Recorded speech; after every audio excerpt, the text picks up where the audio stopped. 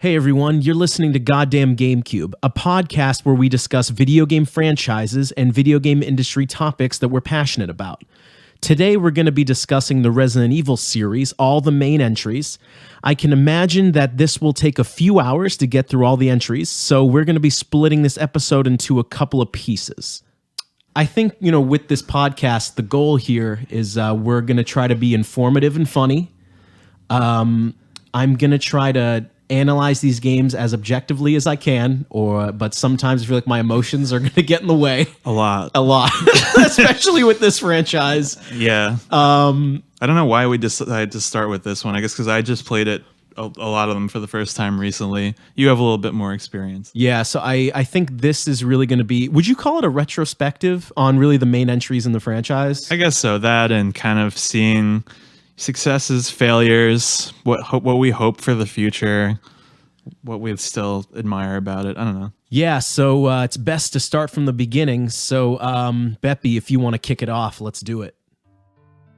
Let's kick it off. Okay, so at your recommendation, I played the first one first, as you do. Yes. But I played the remake. Yes. Which is, as I understand it, dramatically different than the original.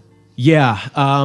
So in my opinion, the remake of Resident Evil 1 is the best one in the franchise for a couple of reasons. A big thing for me is it makes the original game like very irrelevant, or there's no reason to play it. Yeah. Because for people who haven't played them, the Resident Evil 1 remake includes several features and story elements and rooms and characters that are not in the original one. Yeah. And I cannot imagine playing it without it. Like, I can't imagine playing Resident Evil 1 without them anymore. Yeah. Like, with the addition of like Lisa Trevor and the rooms being re-scrambled in a better order, I can't imagine playing in a different way now. Yeah, I mean, in my travels here, I did a good amount of research for this podcast, and I was trying to come up with, because obviously I didn't play the original, so I'm just like, I'm looking back at, a lot of people hail this as like one of the best remakes of all time. Yes, despite its commercial like failure, quote unquote. I don't know how true that is, but yeah. On the GameCube, it was a commercial failure for sure. Yeah. I was looking kind of into the genesis of how it came about, like this whole series. And so this is a good way to like sort of kick things off, because I think a lot of people might not know this. But I was looking about like Shinji Mikami's like life before he became a developer and everything. And evidently This isn't really funny, but it kind of is. It's one of those. It's funny to you. So evidently, he had a very strained relationship with his parents at home. Okay, this I didn't know.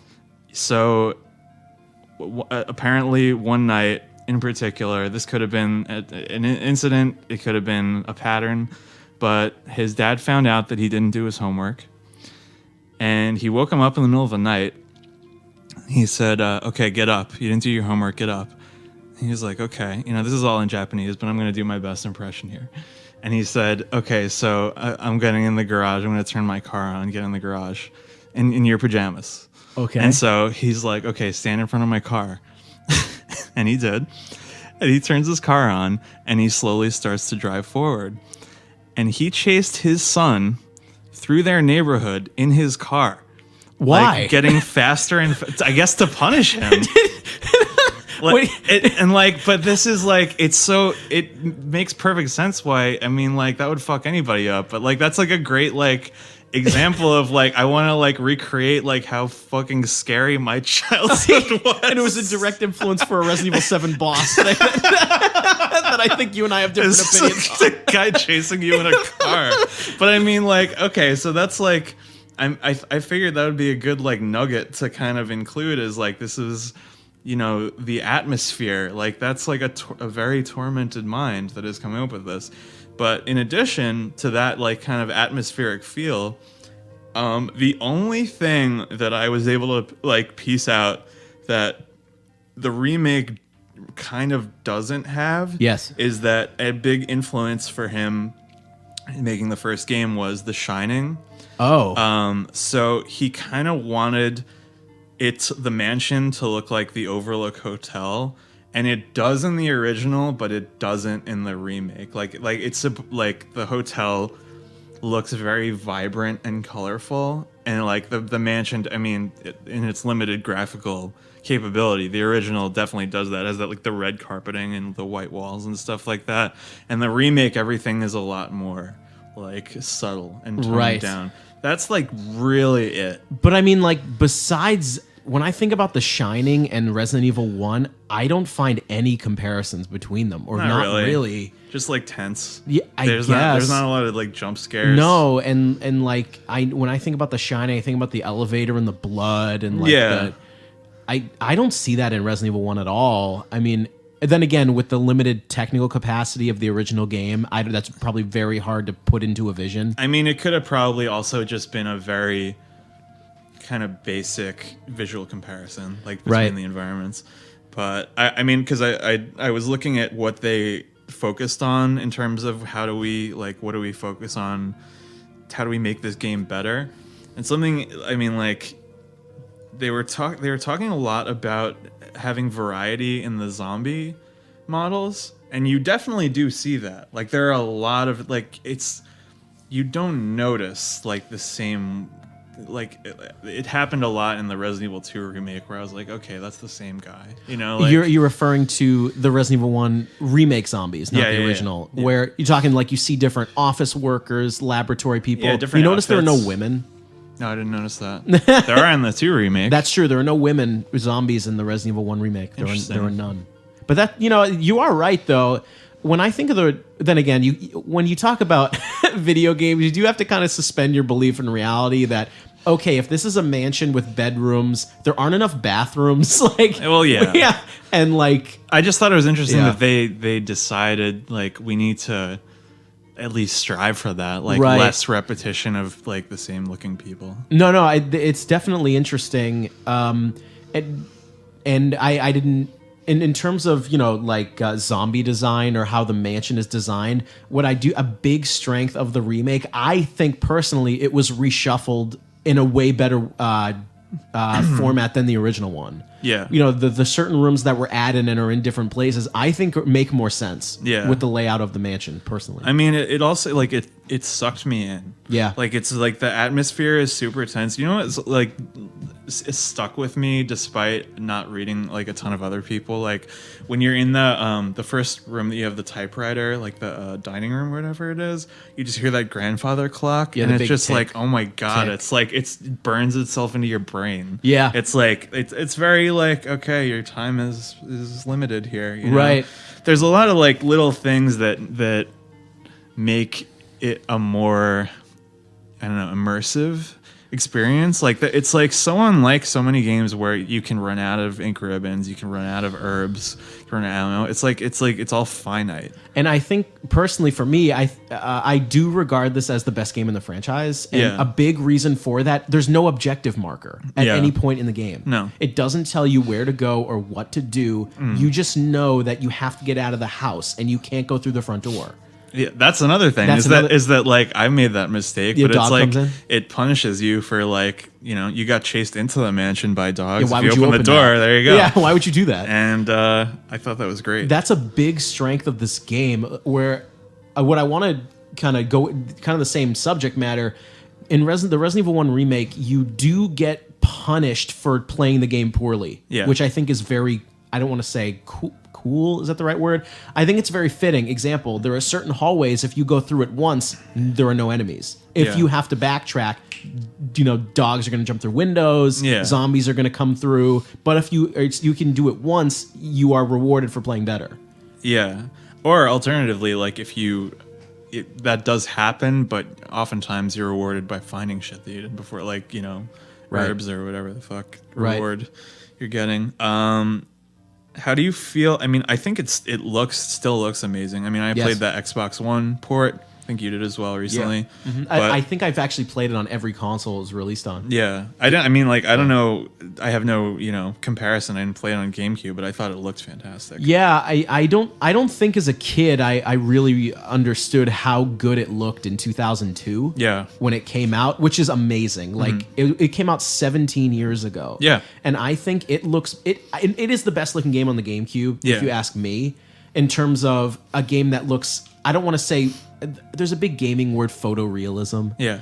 In terms of, keep in mind, 2002, we're Yeah. talking about the GameCube. It's the best looking game. Yeah. I think that wasn't what GameCube was. What 2001? Yeah. Came out. They actually this remake was made in a year. Yeah, that's insane. Which is amazing.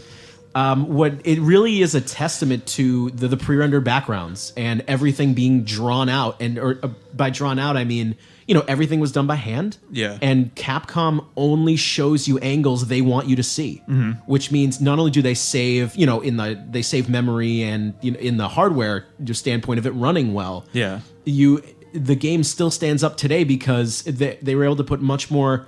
Or I should say many more resources into the characters. Sure, the characters today, the models don't look great compared to games that come out today, but the environments are still a 10 out of 10. I mean, they look fine. The characters, I mean. Yeah. I understand they originally, when they were first making the game, they wanted it to be first person, which is interesting. Really? And then they were concerned and they realized if we do fixed cameras, then we can hide shit. Yeah. And I mean... That's pretty sick. I don't think this needs another remake. How would you do that? No, I mean I don't think they should do what they did for 2. I don't want an over the shoulder. I mean they must have thought about it. They probably did, yeah. Please hit us up if I'm wrong. Yeah. But they went right to 2. They must. I mean, how would you remake this game? Besides what, redoing the graphics again? I mean they did it for 2, but it needed it. Exactly. It's you don't need it to do another one. No, I agree. With this game, there is, in my opinion, there is a flaw in this game where I love this. I do adore this. I'm going to be talking about this game a lot in comparison to every other game in this franchise as we continue here. Yeah. In my opinion, there is a mathematical flaw in the game that tends to irk me the more that I've played it. I believe that headshots are RNG. They're done by chance. Okay. And in this game, I think that's very unfair if you've never played it because, as you know, when you down zombies, you have to burn them unless you headshot them or you hit them with a grenade launch or something that burns them. Mm-hmm. And if you're a new player, fuel is a precious resource. I speedrun the game now, so it doesn't matter to me. But if you're playing the game for the first time, if you get a bunch of headshots, the game is immensely easier. Yeah. And if you don't... It always happened by accident to me. Right. It's I remember my first time playing through the game as a kid, I had 3 crimson heads in one hallway, right outside of the medicine room. Yeah. And I'm like, this is so hard. Yeah. But think if I happened to headshot those guys by chance, it wouldn't happen. No. Which I think is a flaw, personally. Yeah. I mean, I could see that. I do like the fuel mechanic, though. That's I do too. a whole, everything about this game is very tactical. Yeah. You have to and they don't tell you about any of this. You just you kind of figure it out on your own, and that is really rewarding. I think there is a note in the study about burning. Yeah. Next to the lighter, I believe there's a little guy you can pick up that tells you. It's not there's no note on the or notification saying you can burn zombies if you do. Thank God. There's not. Not to gatekeep, but I think that's cooler. I do too. It's interesting. I think this is the only, maybe 0 does it too, but this is the only one that does defensive weapons, right? Well, 2 did the remake.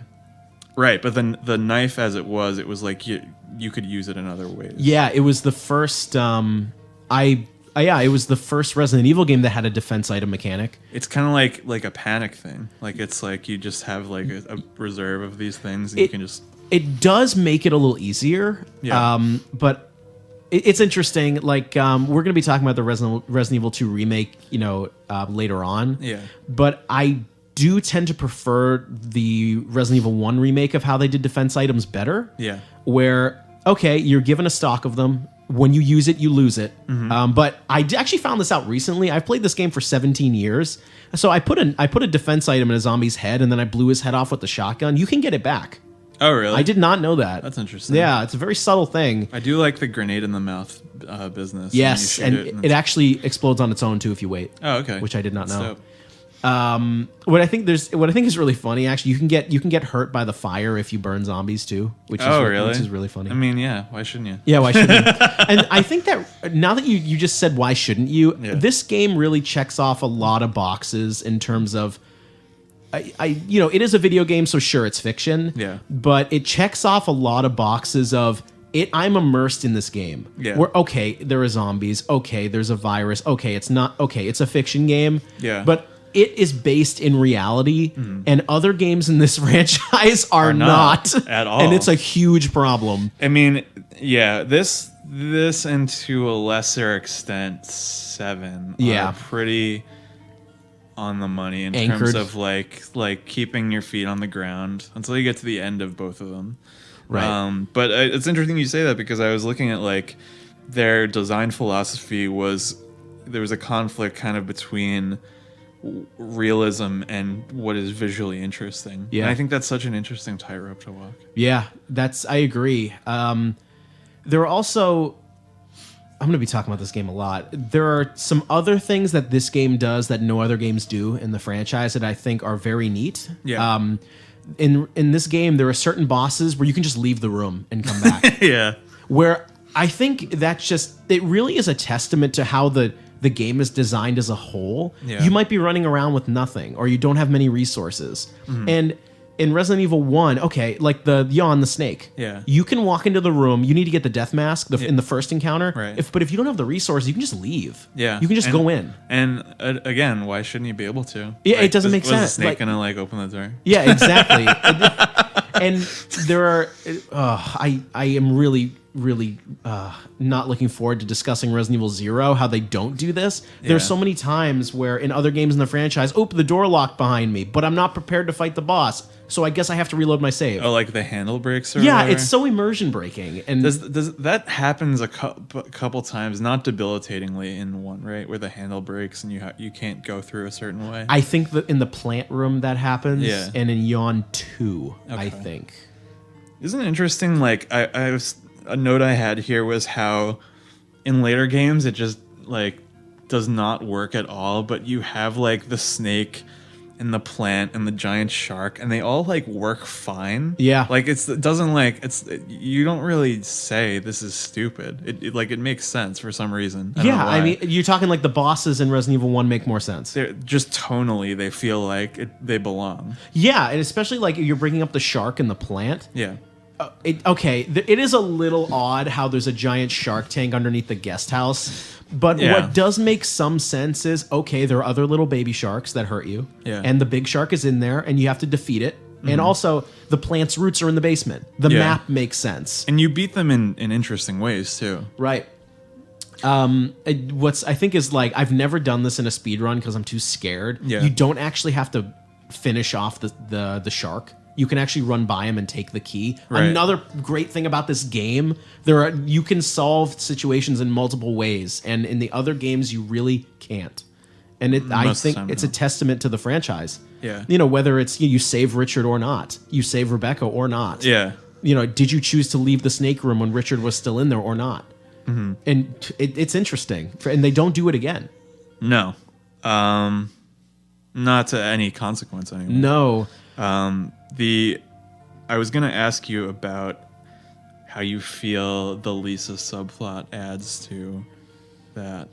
It adds to the plot so much where I can't believe I played the original and it's not there. Right. Where I can't imagine the game now without the crypt, Yeah. without pushing the statues and having that room. I mean, like when I was playing the remake, I imagined how it would look back then, And it 'cause just wasn't in seemed it. like it would happen, but It wasn't in the game at all. Yeah.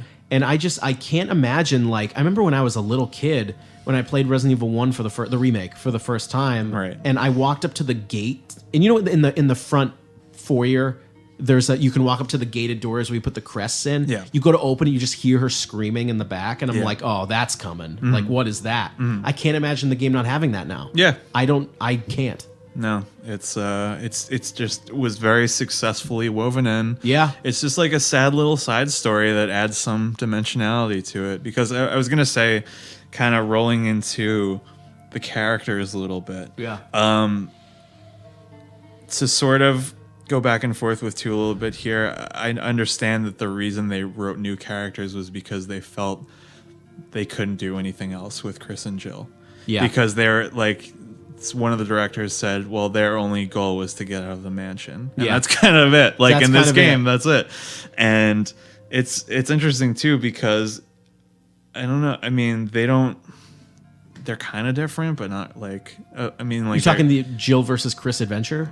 Yeah, they're not as different as like later on, like the different campaigns. I mean, yes and no. Gameplay wise, I think there's a lot of difference. Yeah, well, you can take more hits as Chris. You take more hits. Also, having to find the old keys and you can't use the lockpick, right, is super annoying because you're not the master of unlocking. Yes, I in terms of the campaigns being different, you're right. Where the directors were probably correct there. Where there isn't much else you can do. Jill, she interacts with only Barry, and then Wesker at the end. Her only goal is to get out of there. You know, you learn about the plot of Wesker betraying everybody and getting Barry involved. You know, there's actually... everyone's going to say... I have to preface what I'm about to say with this. There are a lot of flaws in almost every Resident Evil story. Of course, yeah. But I think one big flaw... I don't want to say a big flaw. Something that I don't personally like. It could just be because I like Barry too much. They really paint him as the bad guy in this game. And they don't give you enough... They don't give you enough information to give him his gun back. Right. Like... You know that the Lisa Trevor fight where if you don't give him his gun back, he gets knocked into the pit? Right. The canon of the game is he survives. Yeah. But they really don't give you enough enough reasons to save him. And they really should. There's a very subtle thing. If you have your subtitles on, in the guest house, Barry is talking with Wesker behind a door, and you can hear Barry saying, "Oh, but you know, my family, I don't want to do this." But you don't hear it unless the subtitles are on. And that's like the whole reason why you would give him his gun back. Yeah, or you would help him. If you don't hear that, you'd be like, "No, I hate this guy." Yeah. Very suspicious. It's very suspicious. And I think that is a flaw in terms of how it guides your action later in the game. In the canon, he lives. So you don't get much reason to help him with that at all. No. I mean, yeah, I'm the kind of person where it's like when I don't get the ending I want, to just like watch it on YouTube. You know what I mean? Like, it's like, all right, well, I fucked that up. So. Yeah, but I mean, I also get a little disappointment when I tried really hard to get an ending I want and I don't get it. Yeah. I feel like I wasted a little bit of my time. A little bit, yeah. Yeah. Yeah, I mean, we've talked a little bit about this before in private, but I think it goes without saying we both prefer Jill over Chris. I don't know why. You know what it is? Gameplay wise, having more item slots just makes the game less annoying. Yeah. You don't have to keep going back to an item box. Yeah. I think story wise, it's just more interesting to hear the betrayal side of Barry and Wesker. Yeah. Even though I'm not saying it's Oscar winning writing here. It's fine. Yeah. Also, it's unfortunate. I think the game, for the most part, has an okay script and an okay acting job compared to other games in the franchise that are so bad. Compared to the original, especially. That are so bad. It's unfortunate that Rebecca's voice acting is the worst in the game. Yeah, it's not great. And it really drags the whole script down. It's probably why I subconsciously don't play as Chris, where I know that's a corny part of the game coming. Yeah. I think he's more like interchangeable with other video game protagonists, and there's really I can't think of someone who's quite like Jill in this first game. I agree. You're right, where Chris is kind of like your handsome army guy. Yeah. And that's it. You could replace him with another handsome army guy. Yeah. What is his significance to Resident Evil 1 other than he's there? He would fit in pretty well in the Gears of War franchise or something. Well, especially the later builds of him where he's ripped. Massive. But you're right. That's I never really thought about that. Where he's very replaceable. She's more she would fit in as the protagonist of a horror movie more so than him, and I think that's where the distinction lies. No, I think you're right. Also, his interactions with Rebecca and other characters in the game is just insignificant. Yeah, it could go either way. Yep. How do you feel about the multiple endings that you can? Well, okay, number one, I do really like that this game has multiple ways for the game to end, even though if they aren't that different. Yeah. I do like how, depending on how you interact with Richard, how you interact with Rebecca. Different things in the game happen with different consequences that I think are significant. Yeah. The multiple endings in the game, there is another, I don't want to call it a flaw, but it is a very weird design choice. If you let everyone die, there is no final boss. Yeah, you can just leave. You just leave. And I think that's so weird. That It's kind of. I think it should be the opposite. Me too. I think you if fucked up, you're on your own. I agree. Find Like if everyone dies, that's another thing. Where I think I said earlier in this discussion where the game does a good job of punishing you for playing poorly and rewarding you for playing well. Yeah. That's the one moment where it really doesn't. Where like if you let everyone die and you get to Jill as the helipad, there is no tyrant. Yeah, It's strange. I was thinking about another, not issue that I have, but observation, I guess, with the ending is, and this happens a couple times in the series where you're, up against this huge monstrosity and you get this kill in one hit gun and then it's done. And that happens here. But I think a way around that would have been if you don't save everybody, you have to fight it all by yourself. And if you do save people, you get a little extra help. That's what I think, and they almost give that to you, but the bad ending just they don't finish it off right. Yeah. Maybe it was a lack of resources thing. I don't know. The game was made. Well, in a actually, year. that makes sense because then they would have to do a whole new cutscene and stuff, and Possible. I don't know. Just stray observations that I forgot about. The puzzles in this game are top notch. Oh yeah, I can't believe we didn't talk about that. We talked a lot about atmosphere and characters, which people, I feel like the thing that the main draw of this game versus some later ones really is the puzzle solving. Yep. I almost do this almost initiation with new friends that I meet that are gamers. I always ask them if they've played Resident Evil 1, and if they haven't, I always tell them it is mostly a puzzle solving game. Yeah. It's you know how you brought up earlier how Shinji Mikami's big influence was The Shining. His dad. I mean, yeah, his dad. I think one of his biggest influences, whether it's intentional or not, is the original Alone in the Dark on the PC. Right, yeah, I read all about that. Yes, where in that game, you could shoot a couple of ghouls, but it was really a puzzle-solving game. Yeah. And I think that's why I gravitated towards so much. And Resident Evil 1 is that, when I think about it, you can go through the whole game and kill between 1 and 3 creatures. You don't have to. Yeah. And when I think of the amount of puzzle solving that there is in the game, it is almost the whole thing. Right. We don't have to go through them all, but when I got to think back to when I played it for the first time. It took me about 24 hours of game time as a 12-year-old, or how old was I? 12 or 13. Yeah. To finish this, to figure everything out. I do think it's also, I think this is a really well-designed game because it's all in service of the survival horror. Yes. It's all making the decisions about whether to burn a zombie, item management, puzzle solving. It's all tied together. You have to use your brain. Yeah. And more so than later on. We'll get to that. We'll get to that. You're right. 100%. I think even though later, I want to talk about the hunters because that is that changes everything. There was that. You know what's so funny about this? There is so much to discuss with just the remake. Yeah. About this whole franchise because it does so many things well. The hunter thing is terrifying. Then again, there's a little bit of a spoiler where when you leave the mansion for the first time, there are locked doors that you have not opened. So if you've played video games enough, you think I probably am going back there. Yeah. But when you go back and you see that cutscene of the thing first just kind of running, chasing you. Yeah. So I guess they got first person in the game, right? Just that a little bit. And when that happened, I said, "Whoa, this is a serious game." Where I had some people tell me they're playing through the game, this isn't that scary. Then they get to that part, whoa, fucks you up. Yeah. I remember when I was younger and I used to play this, I would save all my shotgun shells and grenade launchers for that section because I knew I had to armor up and go for it. Yeah. Yeah. Something I found interesting was this is kind of fan theory at this point, but there is a couple things that point to the hunters originally being the evolution of the Crimson Head. Go ahead.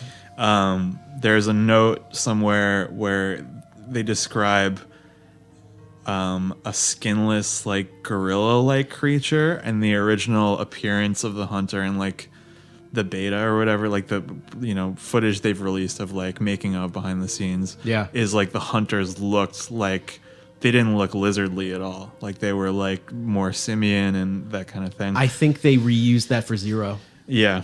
But yeah, continue. I think that's an interesting thing. That's like, well, if you maybe originally they planned to have like another evolution, like if you leave them there for too long, they turn into that. There is a red hunter that happens once or twice, but It's much tougher. Yeah, I was gonna say I don't know if there are any gameplay differences between red hunters and green. I think red is tougher. I think it takes more. I tend to run by both of them. Yeah. Yeah.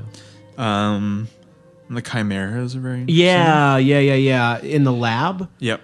It's the one part of the game that really, like, I shouldn't say one, there are a few that kind of gets my heart level going is when you have to walk with the fuel.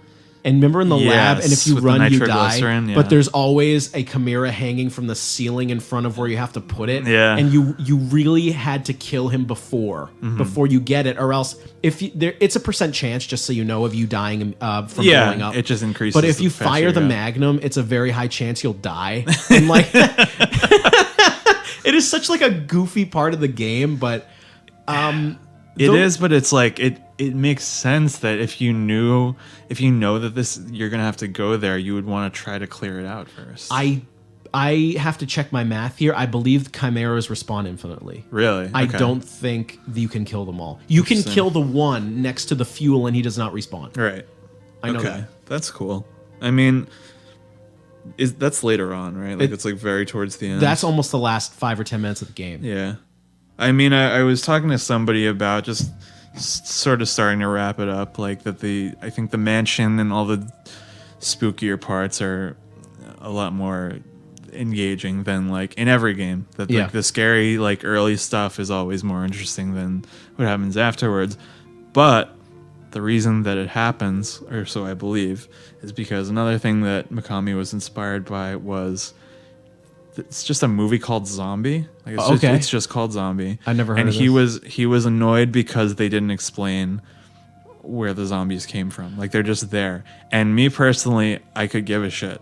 Yeah, you know what I mean? Like that's the difference between our personalities. Like it doesn't matter. Like the mystery in the words of Nicole Atkins, the mystery always beats what I'm shown. Yeah, that's true. And I think that's the case for a lot of stuff. But you know what though? In video games are different though, where you're playing it and you have to be invested in it. If I was in a house filled with zombies and then I have to get out of the house, I understand. You're 100% right, where the mansion is the creepiest part and the atmosphere is the best. Yeah.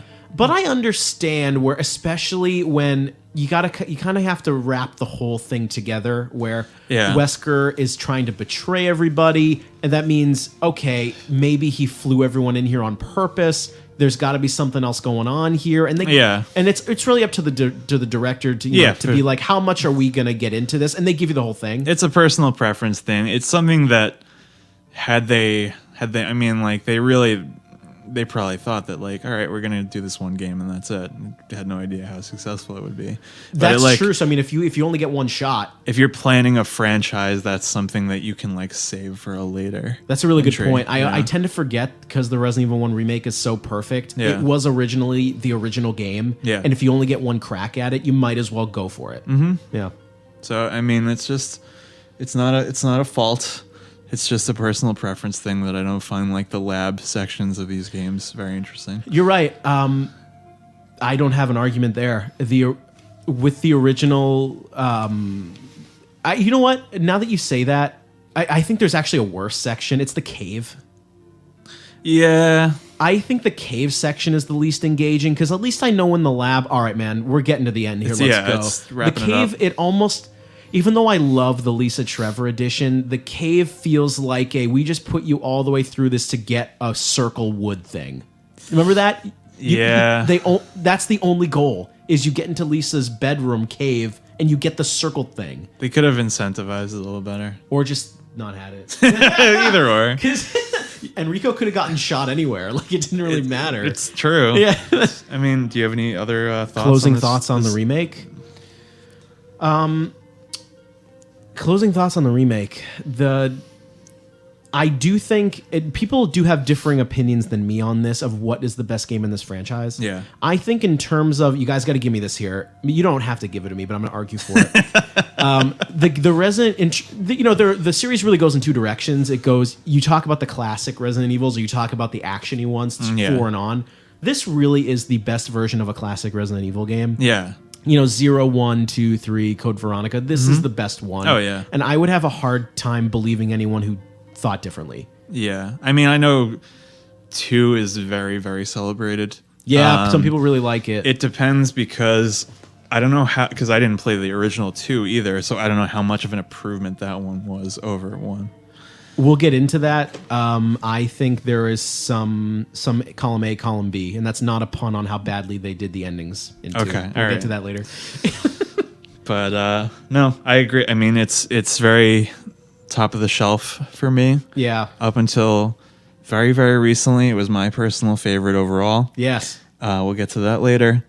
We'll move on. I believe we're moving on to 0 next. Yeah, let's do that. Yeah. Let's rip off that fucking Band-Aid. Yeah. Oh my no, God. it's a disaster. And now we're moving on to A lesser known. what is arguably the worst one. No, it's depending not. on it's not the worst. We're gonna because people like this game, so we're gonna piss off a lot of people now. People do like Resident Evil 0, so I think we're officially now discussing Resident Evil 0, the opera singing zombie slug game. There's a lot to dislike about this. All right, well, why don't you start us off? Okay, let me just because it came in the Xbox thing. It came as a package with the first one, and you're talking about the Biohazard collection, 1, 0, and 1. Yeah. Yes. Go ahead. So I played 1 first to your recommendation. You're like, I'm playing 0 again. I don't really like it. And I was like, all right, let's take a look at this. Yeah. And I was really just like, it's jarring to go.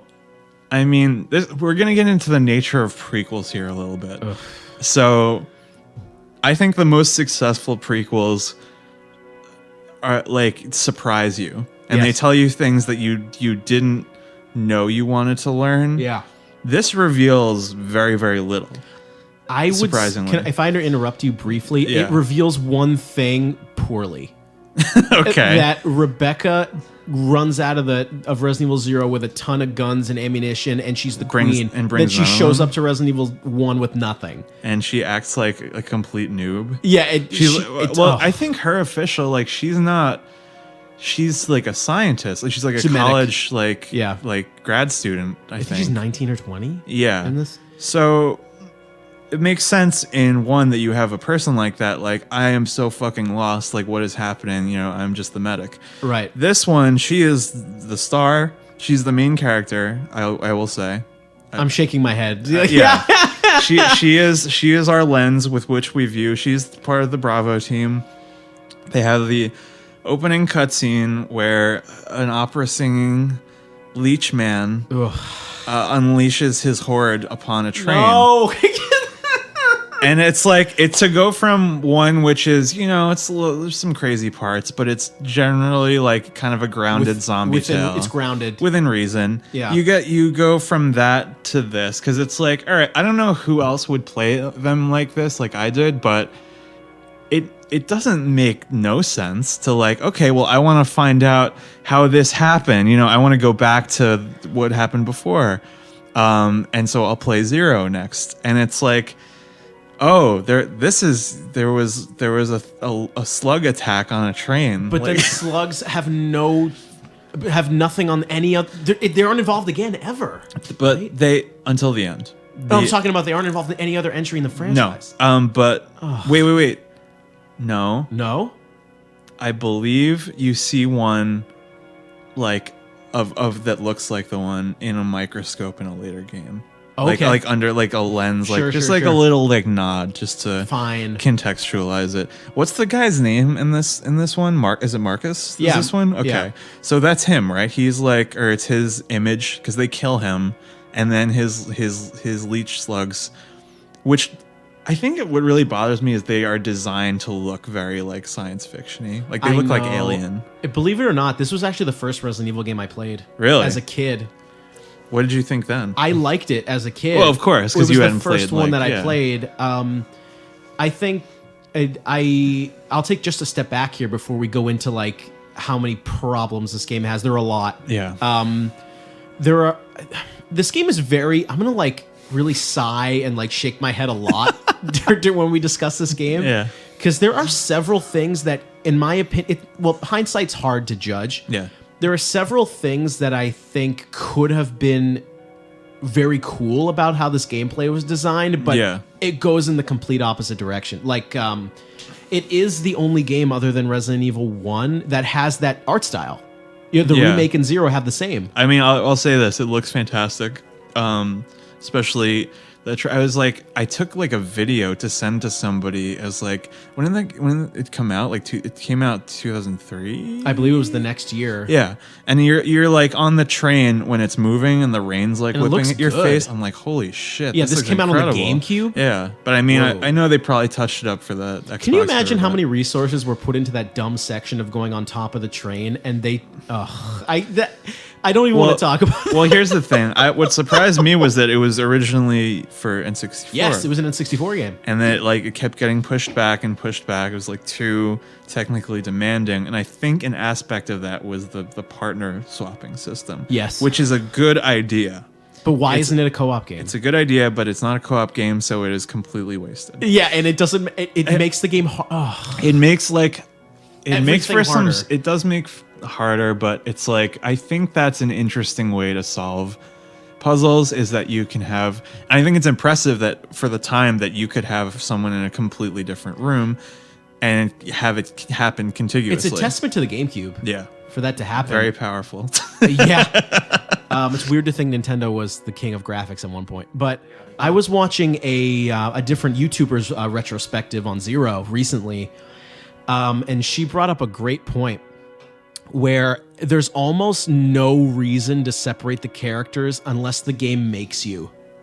Like, that's a good point, because they're better together. I mean, you have double the firepower. The AI isn't great in combat, but it's not incompetent. Yeah. And there's no reason to separate them until the scripted sequences where you have to. Yeah. And I think that is a flaw with the game. There are so many, but I do remember. I'm like, because I think the last time I played this was 2 years ago now, maybe. I played it about a year ago. A year or two ago. And like, I just have these like fever dream kind of like experiences where I'm like, oh, there was a box puzzle that was really annoying, and there was a lot of dumb animal enemies. Yeah. There are a lot of giant insect enemies that make no fucking sense. Like, actually, before we get into enemies, we can talk about puzzles and stuff too. This game just, it does so many things like the remake but worse. And like, do you remember the chess puzzle where you got poisoned if you didn't do it right? Yes. But to heal your poison, you only had limited means to do that. Mm-hmm. That like drove me crazy. I mean, there are so many other things we could talk about, like the dummy waiter thing in the train and the ice pick. Listen, like having to swap characters, and I mean, I'll say this: them having personal items and them being different is almost useless. Like only Rebecca can combine herbs. Why? Like why? Just because they said so? She is a chemist. And she is a chemist. But it doesn't explain how Chris and Jill can do it in the other game. So it's like, it's not a unique art of herb mixing. Yeah. Can we please talk about Billy? No. We'll talk about him Mother's later. love on your arm. Yeah. Can we please talk about the worst aspect of this game? And we might have a different opinion on this. I know what you're going to say. Do you? I think the worst aspect to this game is you can drop things everywhere. It makes it, I mean... there's so many things that, like, you know how we were saying that the first game works so well together, all these concepts? These are a bunch of concepts that intrinsically don't work together. Yes. Like, they seem like they're designed to opposite ends. You're so correct. Where I was thinking about this today, where I was like, there are so many aspects to this game that seem like quality of life improvements on the franchise, but putting them all together, it makes it way worse. Yeah. Like, there are so many parts of this game where, let me say it like this. The train level, in my opinion, is pretty good. Yeah. The Scorpion is so dumb, but it's pretty good. Yeah, I forgot about that. Yeah. But the reason why it's good is, yes, you can drop items, but the train is not big. There are only a couple of cars, there aren't many rooms, and it feels more convenient to be able to drop stuff in 1 or 2 or 3 rooms. But then you get to the worst mansion, because it's The just fake the mansion. fake mansion, which is just worse than the first game. Yeah. And you can drop things anywhere, and there are so many rooms. And then what ends up happening is you just create a litter of items on the ground, and it's so hard to find anything because you can't move the camera. And it would be so, in my opinion, I'm way up my own ass about this. Just, it would be so convenient if there was a place to put items and you could go and get them. If only that was In introduced every other earlier. entry. No, it's just... Especially when you have 2 people who are moving independently throughout a giant space. You know what's interesting? I just had this thought right now, is that I think the train works so well, quote unquote, because they probably designed that first as a little microcosm. It's in the N64 version. Like, okay, like it could work, you know, like a little like tiny little fish tank of okay, this is a good idea, but then when you blow it up and you make a new mansion, it doesn't. I was going to make the exact same point where the train was the first level. All of the design choices, switching characters, dropping items, works well enough where I kind of get it. But then it really implodes in the main game, because you're probably, I mean, I would need to ask the directors of this or the designers of this. They must have come up with these quality of life decisions before designing all these levels. I don't think they did the Kojima thing where they are playing and testing it as they go. No, you know what I mean? There's no way.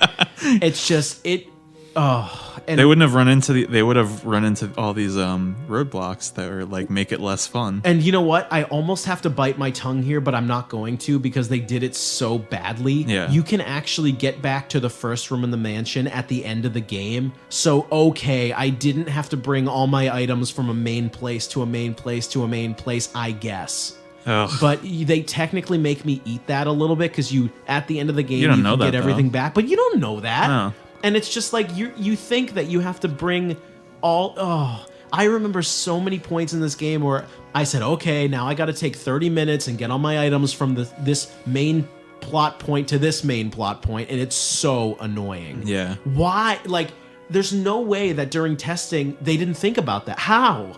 I don't know. It's a disaster. It's things that if the game, like every aspect of this game that I have a problem with is something that I would forgive if the other aspects were better. Yes. But most of them are not. No, I will say this. We can, if you want to go into an enemy thing real quick. Yeah. None of the bosses make any sense.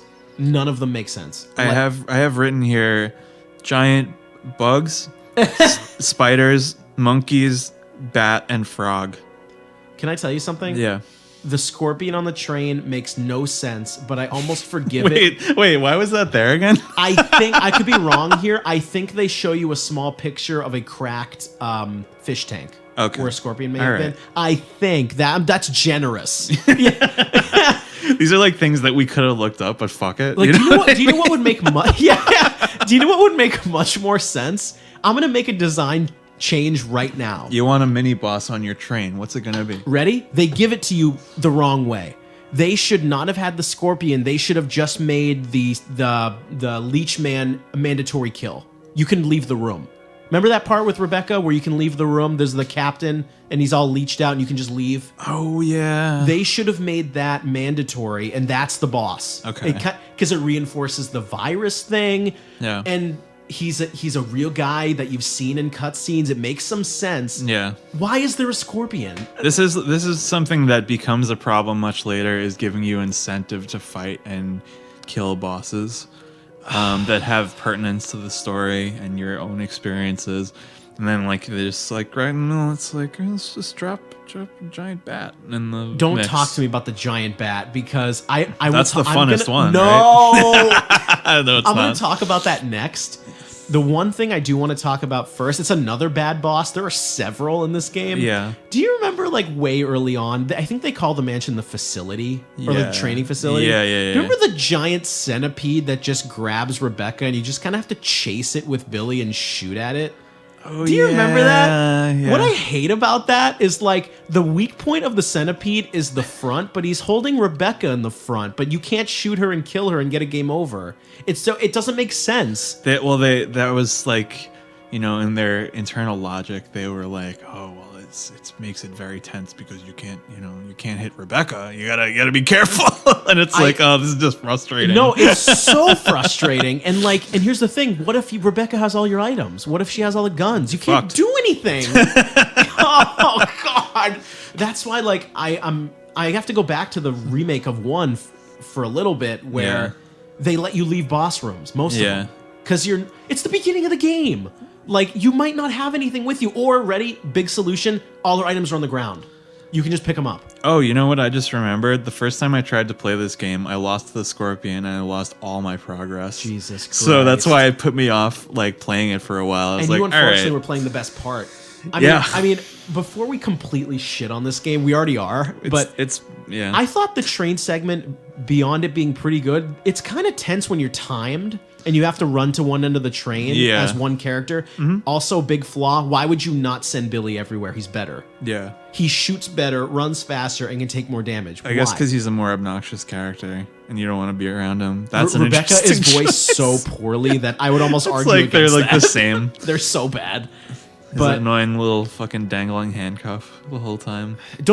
I could be wrong here. Don't they have a very like intimate moment at the end where she takes it off, or the handcuff, or does I believe so. That sounds right. Or like it finally comes loose and he takes it off. That sounds right. Jesus. Yeah, but you know, what sucks is that for how much they reintroduce characters and they bring back like their, you know, even in games like this, like they're tying it all together. Like, Billy never comes back, nor is Rebecca, as far as I know. In the franchise? Yeah. Well, technically, she comes back in 1 because it's a prequel, but after that... But I was thinking, like, spin-offs that I haven't played. I'm surprised Billy is not in a game. I was thinking because his whole thing is that he's, like, framed for war crimes or whatever. He would have been a good inclusion in some of the later ones, like in 5 and 6 when Chris is like doing more military stuff. Yeah. You'd think so. Or he's helping out. What's his name? Jake. Jake the Snake. We'll get to that. But No. I mean, like, he sucks, but you didn't have to like completely throw him away. I mean, I almost like. I would have laughed. Me too. I almost like him better than Rebecca because at least you have. Then again, his character doesn't make sense anyway because almost no characters in this franchise do. Yeah. But at least you sort of have an everyman character. At least, like they're all military personnel, right? Yeah. At least you have a guy who's out here rough. Well, then again, he's ex-military. Damn ex-military. it! No, never mind. He sucks. The dude. It took me forever. I actually had to find a translation online of what his tattoo says. And what it's does it say? Mother's love. Why? It's really embarrassing. I mean, like, if that was part of his character, that'd be interesting. That was like. A brief aside that will be kind of entertaining. Did you watch Lost at all? A little bit, the first season. There was this whole thing about the actor who played Jack, Matthew Fox. He had a bunch of tattoos on his shoulder, and it was a whole big deal that no one really asked for this, but they had an episode explaining in canon in the show why he had those tattoos, and there was a whole episode about it, and it's like no one asked for this, and that was the episode. It's like the lowest rated one on IMDb, and it's like when they decided to end the show, it's like, okay, we're running out of ideas, we need to like wrap this up. Do you think they should? I cannot trust Capcom to explain Billy's tattoos. He should have just not had one. Yeah. Just why?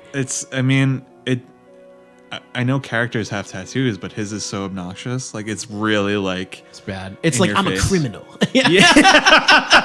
That's almost what his character sounds like, babe. Yeah. I mean, like, whereas they put so much thought into, like, everyone else's character design, it's, like, very cliche and everything.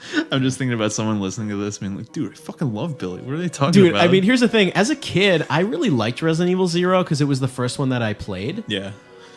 But what happened is I feel like, oh God, I'm not looking back on it. Me playing this franchise, I really did it the wrong way. I went from 0 to Code Veronica. Oh, Jesus. But anyway. We'll get to that. Don't. I really don't want to talk about it. But anyway. With 0, I think we should move on here to maybe... okay, here's a question for you, Beppe. Yeah. What are... This is... I shouldn't even laugh. This is so mean. What are aspects to this game that you actually think are good or done better than other games in the franchise? That answer could be nothing. Nothing. No, wait. I just thought that would be funny. Yeah. I like it more than some of them. Like, not many of them. No. But only because only because they're painful. Like, this one, like, plays. Yeah, it does. You're right. Oh, dude. You know what? It kind of gives me the Resident Evil one because, like, it's the same, like, engine and everything. So it's you're kind of getting that little vibe. You know what? You get the art style. Yeah. The art style's good. God. I'm sorry to the audience. We are going to shit on some of these games way more than others. It's partially deserving, partially not. Yeah, partially deserved. Some people, like, they probably grew up with these games and have very positive impressions. Yeah. I am coming from someone who just played a lot of them. I started playing this series like 2 years ago, and I'm just catching up, and it's all going to be through my very biased And just so lens. the audience knows, we were in our 20s. Yeah. So when I played Resident Evil 0, I was about 12 or so. And what's interesting is, coming from my perspective, if I played it as a kid and an adult, I hated this game a year ago. I hated it. Yeah. Oh God. Okay, I do have to talk about enemy design here, if you don't mind.